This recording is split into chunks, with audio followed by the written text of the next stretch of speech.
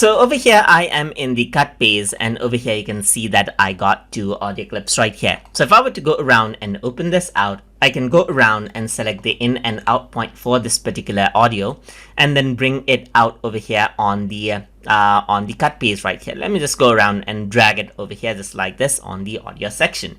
So now what I'm going to do is let me just go around and drag it around over here and open up the wishful thinking audio clip right here, which is another audio clip that I have, and select its in and out point as well and drag that out over here on the audio section right here. So if I were to go around over here from the beginning and press the play button, then this is what you hear.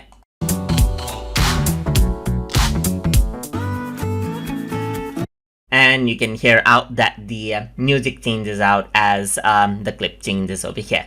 If you want to make that out more smooth, then you can use something called audio transition, and to work around with that, you can go around onto the transition section right here, and then you can go around into audio. So over here you can see crossfade options are here. So you can go around and click and drag this out.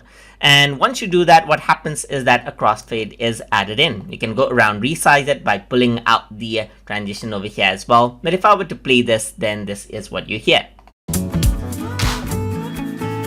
You can see that the transition now is much more smoother. You can go around over here on the top, and you can also see the in and out point as you click on the crossfade right here just like this. And you can go around over here, click and drag this out right here just like this, and then change around the section of the crossfade over here just like this as well.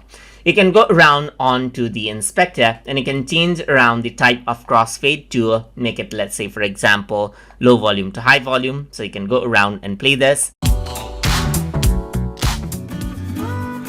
So there's like an audio down level right here, as it has the -3 dB.